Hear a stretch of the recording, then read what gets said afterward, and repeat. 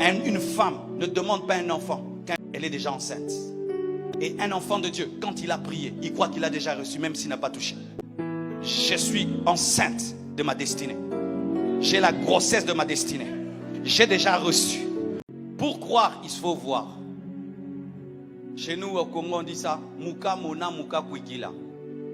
Il y a même un adage dans un dialecte de mon pays qui est une incrédulité. Muka mona muka kwikila. C'est-à-dire que si je ne vois pas, je ne crois pas. Et il y a des gens qui s'appellent, je m'appelle Saint Thomas. Pourquoi? Parce que Thomas a dit, si je ne le vois pas et je ne mets pas mon doigt dans le trou de sa main, dans les trous de ses pieds, je ne croirai pas. Et Jésus apparaît à Thomas. Et Thomas touche et il dit, Jésus Seigneur. Et Jésus lui dit, parce que tu as vu, c'est alors que tu crois. Heureux celui qui croit sans avoir vu. Les faux raisonnements réclament de voir pour croire. Mais la loi de Dieu, l'intelligence renouvelée, croit sans voir. C'est ainsi qu'Abraham a changé de nom alors qu'il n'avait pas d'enfant. Il s'est appelé Abraham, le père d'une multitude alors que sa femme était stérile.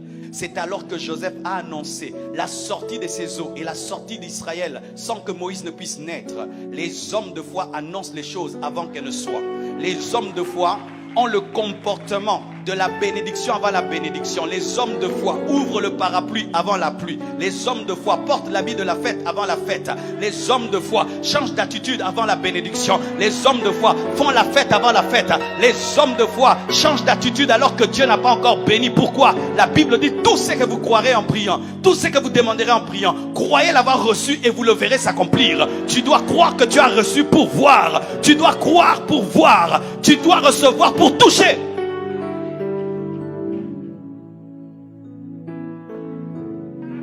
Lorsque tu demandes des enfants, tu dois faire la layette. Lorsque tu demandes une voiture, tu dois aller à l'auto-école. Lorsque tu demandes un voyage, tu dois faire des études du lieu où tu dois aller. Lorsque tu crois que tu seras grand, tu dois te comporter déjà comme un grand pour être grand. Lorsque tu crois que tu seras grand, tu dois avoir l'attitude d'un grand pour être grand. Parce que la foi réclame que tu puisses manifester la folie, car Dieu élève et bénit les fous. Mais les faux raisonnements t'amènent à être sérieux. La foi t'amène à dire je suis guéri mais tu as mal. La foi t'amène à dire tout va bien alors que tout va mal. Ce n'est pas que tu mens, tu refuses de parler le langage de la raison et tu parles le langage de Dieu. Alléluia, alléluia. C'est l'un des problèmes de l'Occident. L'un des problèmes de l'Occident, c'est cette forteresse. Il n'y a pas de miracle, beaucoup de miracles en Occident. Pourquoi? Leur intellect, leur science, leur philosophie a bâti en eux des forteresses. Ils doivent toucher pour croire, alors que Dieu est invisible. Ils doivent palper pour croire, alors que les choses de Dieu on ne les palpe pas. Il faut d'abord croire pour palper. Tout ce que vous demanderez en priant, croyez l'avoir reçu et vous le verrez s'accomplir. Lorsque tu pries, crois que tu as la grossesse de la bénédiction. Une femme ne demande pas un enfant quand elle est déjà enceinte. Et un enfant de Dieu, quand il a prié, il croit qu'il a déjà reçu, même s'il n'a pas touché. Je suis enceinte de ma destinée. J'ai la grossesse de ma destinée. J'ai déjà reçu. Je l'ai en esprit. Et comme je l'ai en esprit, et comme tout commence en esprit, tout commence dans l'invisible, je finirai par voir ce que j'ai demandé. Et ainsi, je change mon langage par rapport à ce que j'ai reçu. Et comme je crois que j'ai reçu, je nourris ma grossesse par la louange et par l'adoration. Et un jour, dans 9 mois, dans 9 ans, dans 10 ans, j'enfanterai. Mais ce n'est pas parce que j'enfante que j'avais déjà avant d'enfanter. Parce que pour enfanter, il faut avoir. Donne-moi la main. Tu as déjà reçu, tu as déjà reçu, tu as déjà reçu, tu as la grossesse, tu as la grossesse, tu as la grossesse. Même si tu ne vois pas, même si tu ne touches pas, tu as cela. C'est pourquoi quand tu as prié et tu as reçu, tu dois changer de langage. Je m'appelle Abraham parce que Dieu m'a dit que je serais grand. Mais quand je regarde dans ma maison, je n'ai pas d'enfant. Mais ce n'est pas ça qui annule la promesse de Dieu. Dieu est assez puissant pour accomplir sa parole. Dieu te réclamera toujours d'opérer dans la folie.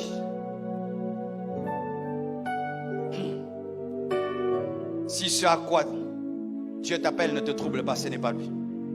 tous les appels que Dieu nous lance troublent notre intelligence, afin que nous soyons condamnés, obligés à opérer comme de fous pour marcher avec Dieu qui est fou. La foi, c'est le troisième pied qui te permet de marcher avec un Dieu qui est plus long que toi. La foi, c'est la troisième main qui te permet de toucher ce que Dieu donne. La foi, c'est la deuxième matrice qui te permet de recevoir les grossesses spirituelles. La foi, c'est le troisième œil qui te permet de voir ton futur. La foi, c'est la troisième oreille qui te permet d'entendre Dieu. Et sans cela, tu ne peux marcher avec Dieu. Heureux ceux qui croient sans avoir vu. Croire sans voir donne le bonheur. Croire sans voir donne le bonheur, mes frères. C'est vrai de vrai. Imagine, je suis en train de pleurer, ma vie va mal. Et puis Dieu me dit, je t'ai béni. Si je crois, j'aurai la joie. Mais si j'attends qu'il me bénisse, je n'aurai pas la joie. Parce qu'il peut me bénir dans 10 ans. Mais si je crois que je suis déjà béni, j'aurai la joie pendant 10 ans. Et quand je serai béni, je serai doublement heureux. C'est ce qui fait que ma joie sera parfaite. J'ai eu la joie sans toucher et j'ai la joie en touchant. Pourquoi tu es un chrétien triste? C'est parce que tu manques de foi. Je suis pauvre. Qui t'a dit que tu es pauvre? Tu avais demandé à Dieu la richesse, tu es riche. Toute ma vie est bloquée. Pourquoi tu dis que toute ta vie est bloquée? Tu avais demandé à Dieu de te débloquer. Tu es déjà débloqué. Si tu crois ce que tu crois, manifeste le changement par la joie. Tout chrétien triste est un incrédule. Heureux celui qui croit sans avoir vu. Là où il y a la foi, il y a la joie.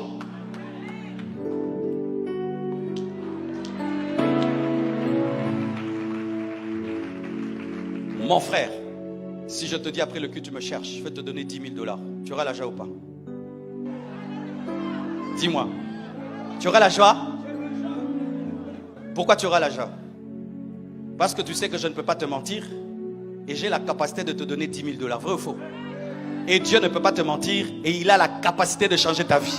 Comment tu n'as pas la joie? C'est parce que tu ne crois pas. Les hommes qui ont la foi en Dieu sont heureux. Pourquoi? Il ne peut jamais mentir. Il n'est pas fils de l'homme pour mentir, ni pour se repentir. Et il a la capacité d'accomplir ses promesses.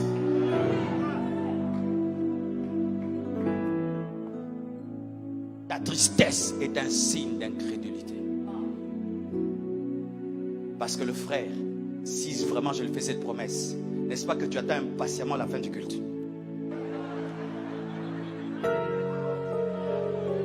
Quand on allonge là, il est mal à l'aise.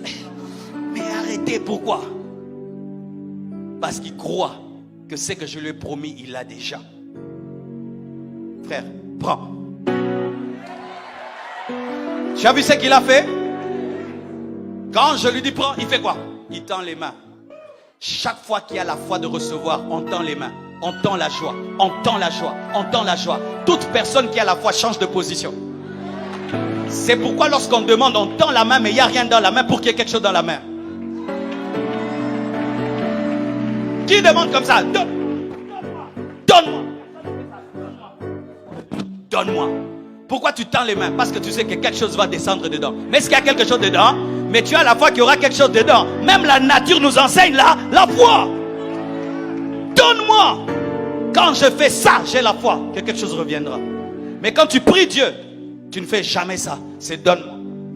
Dans la main. Non. J'attends que tu mettes dans la main pour tendre la main. Heureux ceux qui croient sans avoir vu.